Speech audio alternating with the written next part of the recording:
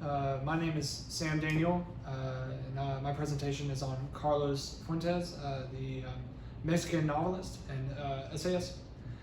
He was born in Panama City, Panama, in November 11th, 1928, to a father and a mother who were a traveling family because the father was a diplomat for the Mexican government.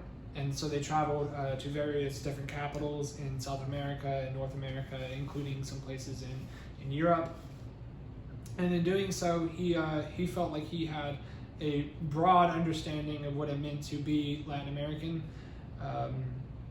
In the 1930s, he lived in America, so he witnessed the American Depression, as well as he was taught English in American schools. And that's why he was able to be fluent in English his entire life, as well as Spanish.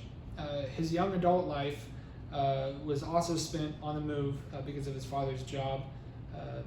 He moved to Santiago in the late 1930s, which is the capital of Chile, and there he started appreciating socialist ideals, and this would impact his advocacy for the rest of his life, as well as his writing that would be politically and economically influenced. So after he spent some time in Santiago, he moved back to Mexico to attend law school. And after he graduated law school, he then went into grad school in Geneva, Switzerland. And all through college, he was writing in newspapers and doing his own personal writing of short stories and things like that.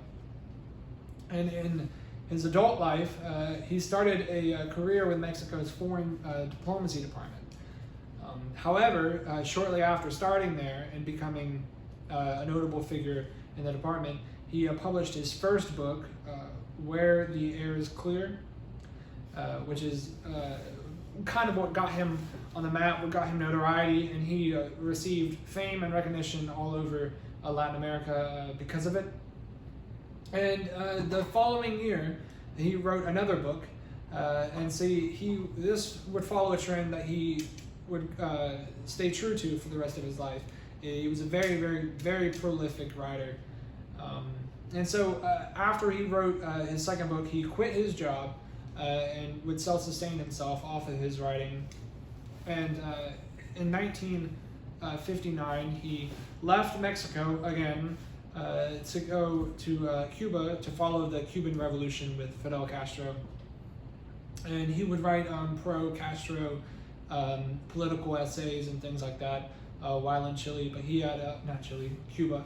And he had a little bit of a falling out later, as well as the FBI was tracking him, which is not surprising because even if you are slightly left in Latin America, FBI is going to be trailing you. Well, even today as well, sadly. But after he left Cuba, he would travel and he would spend time living in a variety of places. And he married Rita Macedo in 1959 while in Cuba. And then later he would divorce her, and then he would marry a second wife, Sylvia Lemus, and he would maintain that relationship with her until he died in 2012.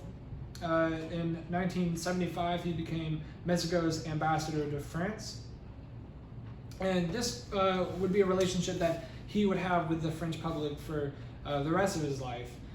In fact, after he died, the French president at the time, Hollando, oh goodness, I should know that, but I don't. Wrote a piece about Fuentes and how much he meant to the French public. He left that job in political protest about 4 years after he started that job, and then he taught here and there. He lectured at a few Ivy League colleges as well as some colleges abroad, universities such as like Cambridge. And he died on May 15th, 2012 in Mexico City, Mexico. So his writing, as I said, was very, very, very prolific. He wrote a variety of novels, short stories, essays, historical books, historical narratives, as well as political essays and things of that nature.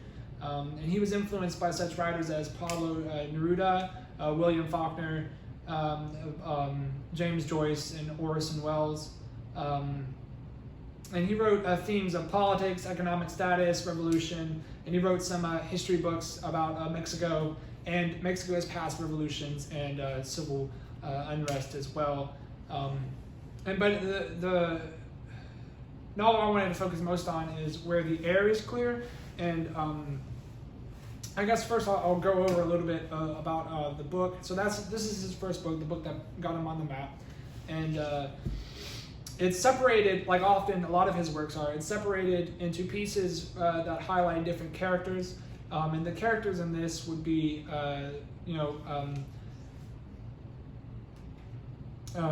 Federico Robles, who is a wealthy financier and a member of high society.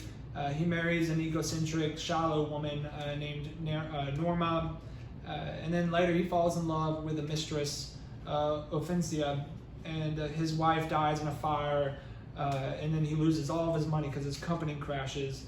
But he finds fulfillment at the end of his life living with Ofencia and their child out in the countryside.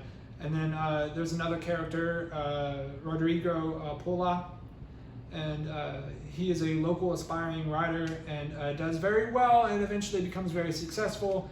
However, this ultimately leads to a shallow life, an unfulfilling and a tumultuous life that didn't really work out too well for him. And then Ixia Cienfuegos this is an interesting character. So his mother is a sorceress, and she needs a human sacrifice to appease her ancestors that live underneath their house.